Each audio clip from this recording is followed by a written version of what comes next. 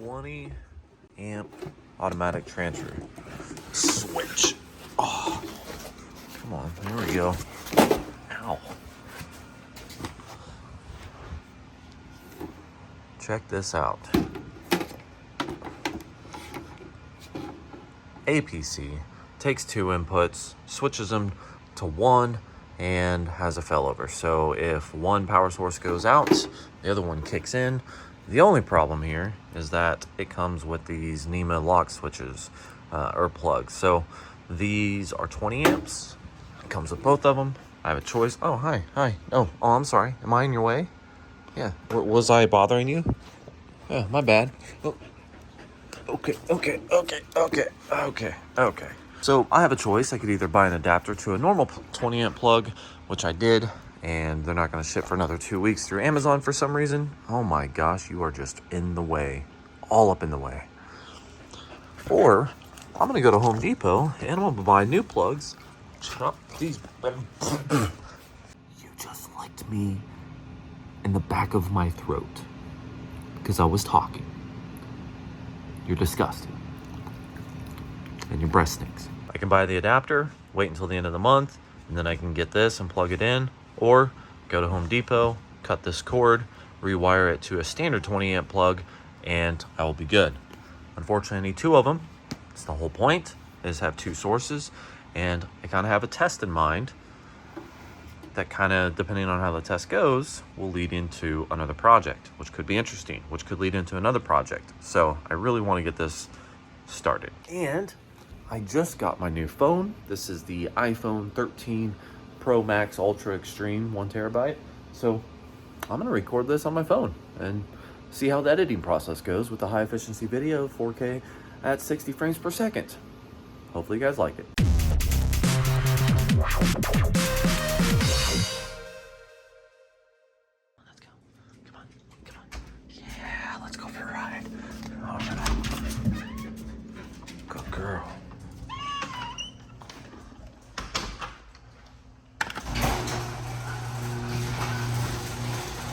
Come on, get in. Good girl. Luna! Hi!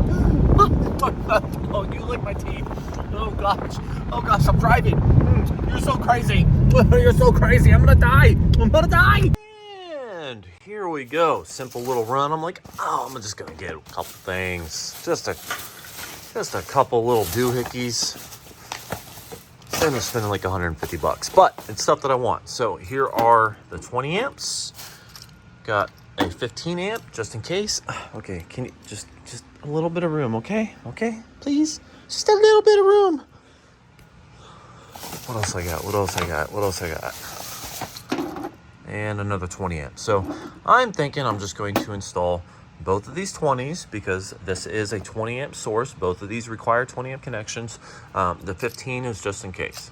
I don't know why I got that one, but I'd rather have it than not need it than need it and not have it. Like a gun or a condom.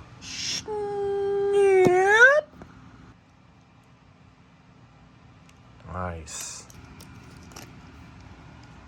And just like that, we have a plug-in that I can actually use rather than this. Like, I got nothing in my house that plugs into this. I realize I should, but I don't. So, you know, we are where we are. So after kind of getting both of these wired up and realizing as far as my testing goes and everything like that, I really should have just got 2 15 amp plugs. It would have made life a lot easier because really the internals, the plastics, like everything about these plugs are the same, except this one's turned sideways, just to help prevent plugging it into outlets that can't handle the full 20 amps. But if I'm not going to be running a load that's pushing anywhere close to 20 amps, it would have made my life a whole lot easier just to get 2 of these. I only got 1 of them. So, you know, is what it is. If you are, let's say, going to directly power a computer with this, right? No battery on the computer itself. Like, it's just directly drawing power from this. I want to see if this thing is going to switch it over fast enough or if this thing's going to flicker. So right now the preference is on A. So that is source A. Let's unplug it. Ooh, a little bit of a flicker there. I don't know. A little bit of a flicker there. So right now I have source A plugged into the 20 amp outlet on that. Source B plugged into the wall right there. And then I had the preference set to source B. So the computer is currently plugged into the back of that. If we push this and change the preference to A, it should switch for us. And let's see if that sets off the PC. Going in 3, 2, 1. Ooh, okay. Now it's switched. 518 watts. Okay, so it switched it fast enough to not shut that thing off. Perfect. I spoke too soon, so switching back to this through that, I don't know if it's just a delay or whatever, but it did end up power cycling the computer. It lost power just long enough to turn off the computer. So if I were to turn this off, it'll switch to B, which is powered through the wall. Let's turn it off. 3, 2, 1.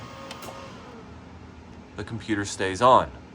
Because it's on the outlet on the wall, it's instant power and there's no delay. But if I turn that back on, things switch back on. That was taking forever.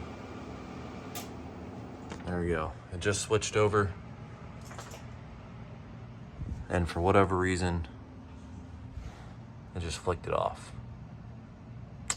So going automatically back and forth between a battery like this and an AC plug-in doesn't really seem like a good idea. So here's the long story short. And this plan was basically flawed from the beginning, and I knew that, but I still was just playing around with some stuff. By the way, ignore this. I was playing with projectors and I was trying to figure out a way to get that out. Bought a steamer. Haven't used it yet. Anyway, here's what I was gonna do. So I have that Home Power 2 Plus. That thing can charge. It has an 800 watt solar panel system that I have with it, and it can charge usually around 600 to 650 watts, give or take, in full sunlight. So I had this idea of testing out running my mining rig solely on that Home Power 2 during the day, and then it would switch over to, the regular power, during the night.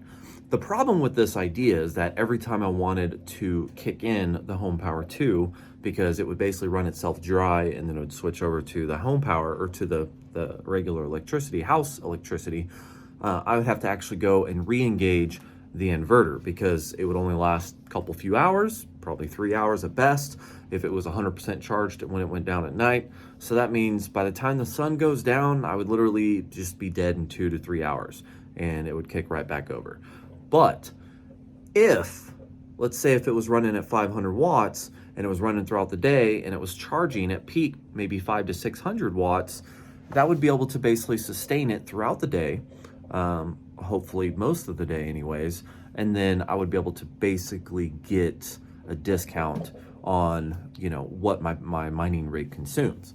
This is all, the mining rig doesn't even produce that much money right now. I'm just running it just out of spite, I think. But I was just kind of hoping that maybe cut down a little bit of electricity usage, or just make a video on it, or just, I'm freaking curious. I don't know. Sometimes curiosity gets the best out of me. Doesn't even make sense while I'm doing it, why I'm doing it, or while I'm doing it. I just want to do it just to do it. It's just weird. But it was flawed from the beginning because I'm not going to go, switching on the battery every freaking day. That doesn't make sense, right? And that's going to be the most time. It's like every morning, go down there and switch it on and hope it has enough power to not only charge, but also run. No, it's not. It's flawed from the beginning, but it was something I was going to test. Now that's just not going to happen. But that's okay, because this is not a complete waste. I actually have a different idea, something that I wanted to do, because I run this backup battery and occasionally Westar, I guess Evergy now, has downtime. And if I'm here and I want to be able to extend my battery life, right, I want to be able to hook up basically a power switch, something that uses multiple powers, automatic transfer switch, and have the ability to plug in one of multitudes of my batteries, right?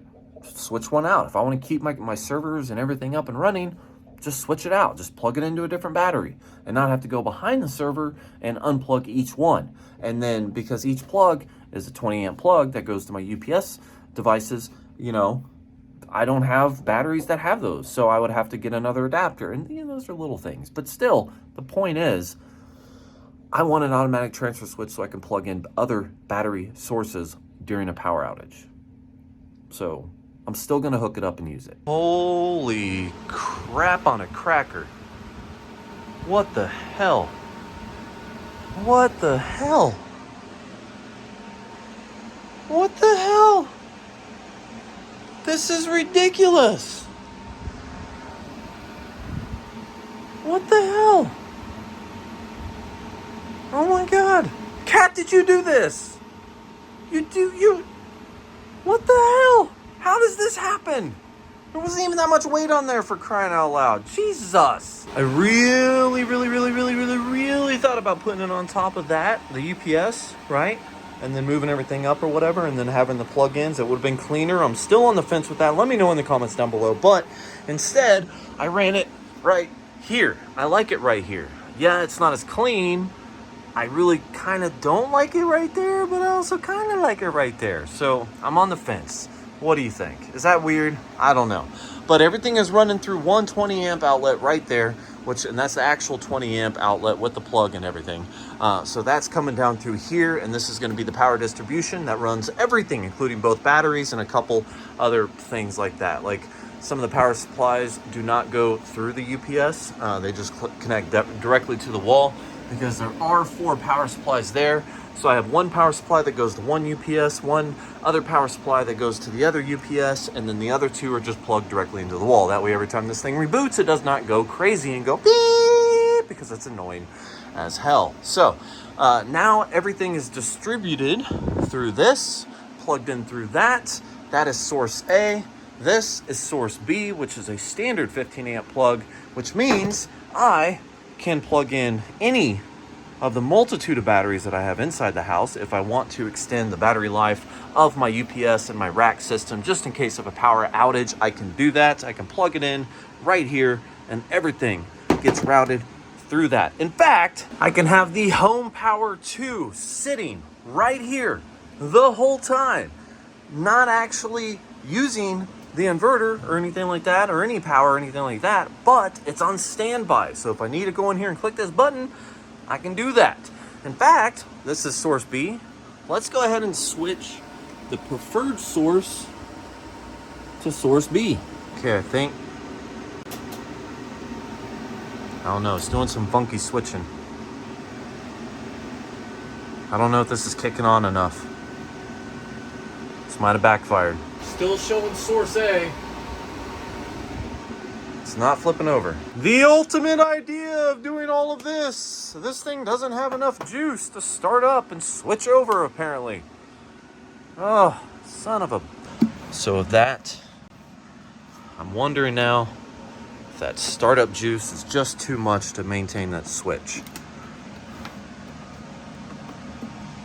Okay, I heard the switch, or I heard it activated. It hasn't switched yet.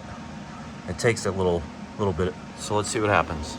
Okay, so I clicked over there, but it could not draw enough. I don't know why.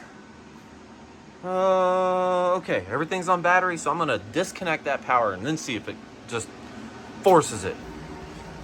For the science. There we go. Now you have to switch. There you go. Go to the B. Go to the B. What are you taking? 1186 watts. Okay. So it was just because the outlet was a stronger source of power. This is only going to give me less than an hour, 0.71 hours of usage. That's not very good. So let's turn this on, get that going, and then, yeah, let's see what happens. Okay, now everything's going off, right? Now everything's going off. There we go. And that flips everything back on. You can hear that thing switching. 1271 watts. Okay. So that gives me do the calculation. Do the calculation. Probably, I'm gonna guess 1 hour and 20 minutes. Can I get an hour 20? Oh shit. Almost 4 hours. How is that a thing? Wait. Oh, it's charging. Okay. Huh. There you go. Take out the charge. So now it's AC or inverter only with no charge.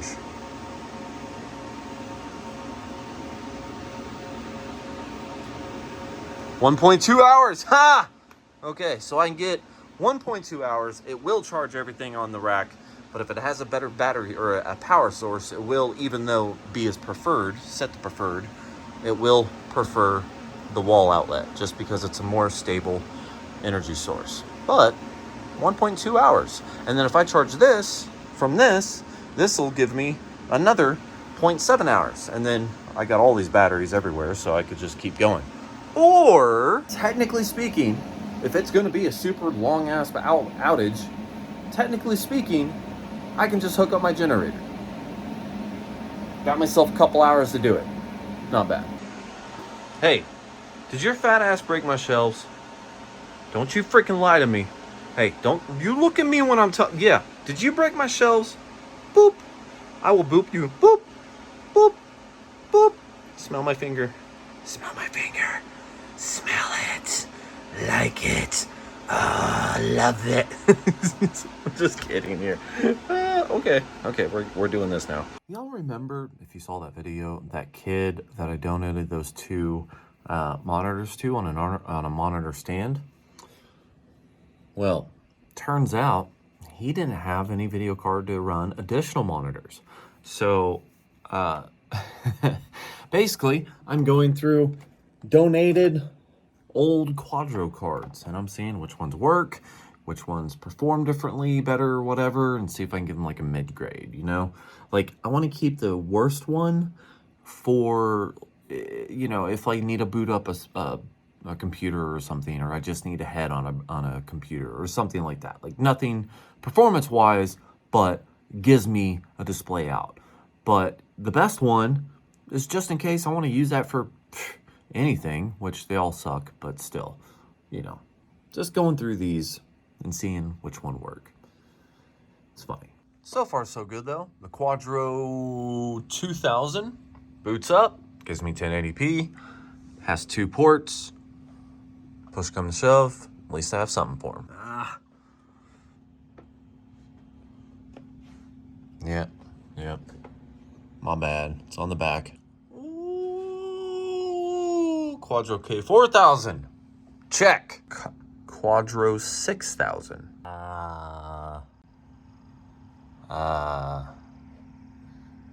Okay. Might got a bad one. Man, what kind of janky ass? Look at this. There's a power on the back and the front. Like, what? That's just stupid. I'm totally giving them this card. It looks big, it looks beefy, and it's got a stupid power distribution system. Screw that. Oh, but then I can't power it. I don't have the cables. God damn it. All right, I'm going to have to give him that middle one. Where'd it go? Yeah, that one. That is the end of that saga. Not coming up with more shit. So, thank you to the person who donated the random old Quadro cards. You're going to make this kid happy with chats and probably Discord, Windows, and, you know, whatever else you keep on other screens.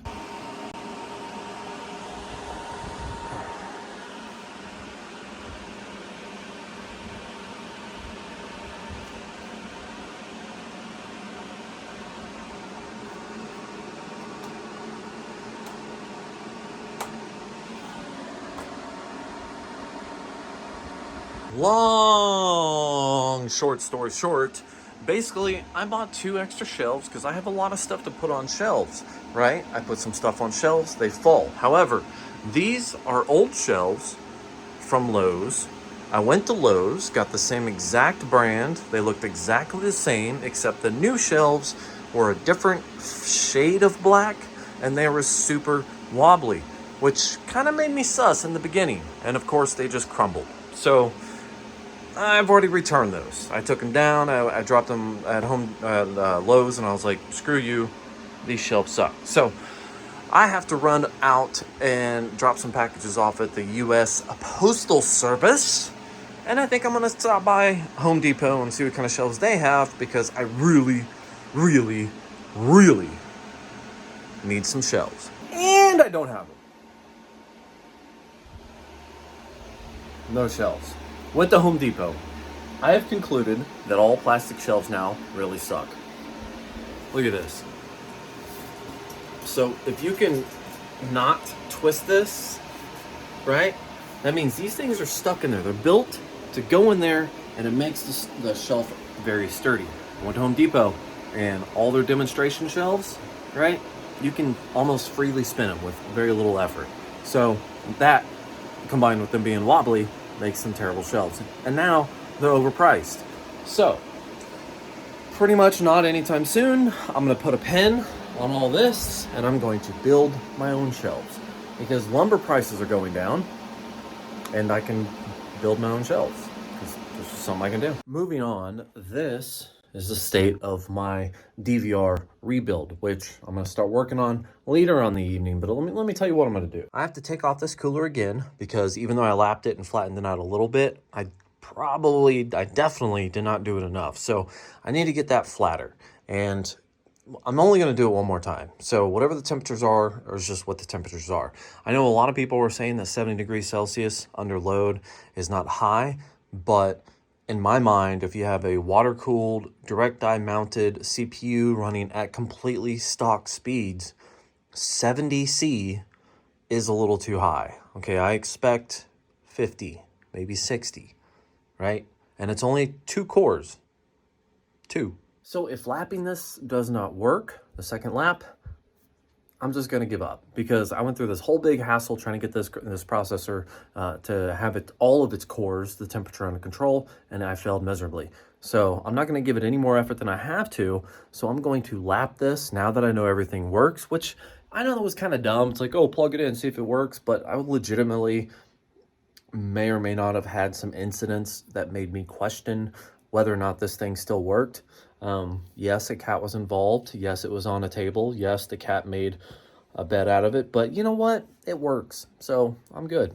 I just pulled this off. So looking at the pattern, you can kind of see right there, where it looks like maybe it's just uneven, right? The pattern is uneven. So what that means is it's probably definitely not flat enough, and hopefully another lapping session will make that better.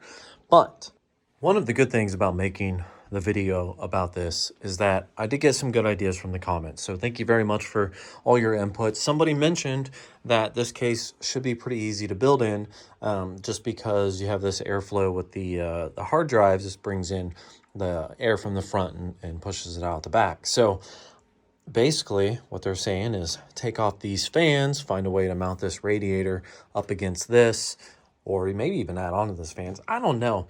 I'm going to take all this apart. I'm going to see if this is possible, what the best way to do it would be, and see, I don't know. I have to tear the whole thing down and just kind of assess the situation and whether or not I'm going to be running multiple fans and maybe a push-pull configuration, keeping these fans and then adding these fans.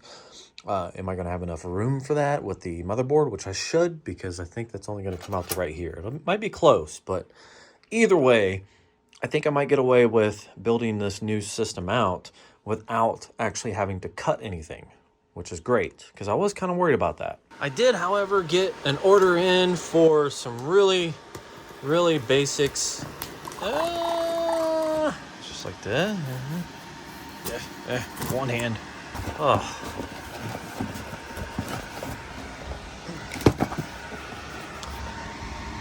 Navy point. I have to be completely honest, though.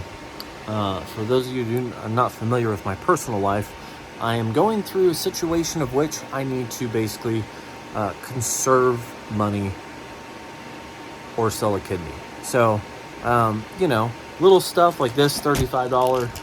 Yeah. But this is why my new build is being built out of stuff out of the closet, because at the moment, you know, divorces are expensive. Ain't that right? Yeah, so are you. You're expensive.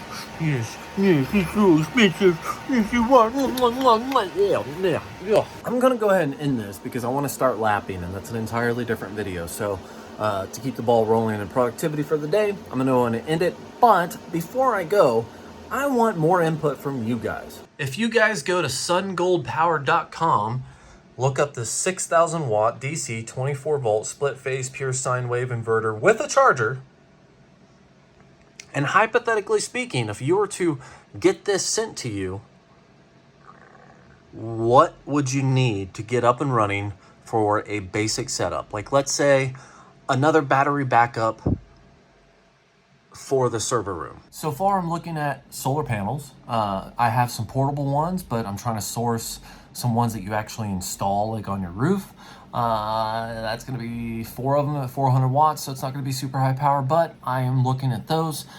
I don't think I'm going to need a battery charger because I actually have to buy batteries, which are friggin' expensive. So I'm considering getting 2 100 amp hour LiFePower 4 batteries that are, you know, just self-contained or whatever. So I'm gonna get 2 of those that are 12 volt each. Will give me, you know, a 24 volt 100 amp hour system, and basically just kind of rough together my first real, you know, home built DIY whatever solar system, power system thing. So this is the 6,000 watt DC 24 volt split phase pure sine wave inverter with charger on that website. So go check it out. It does have a charger included. It does some things, but I am welcoming any and all input because this is a video that is going to be in the works over the next month for me, and I will be reading through the comments looking for your recommendations. So as always, guys, thank you for watching the random shenanigans here at Byte My Bits. Like and subscribe below, and have yourself a fantastic brunch.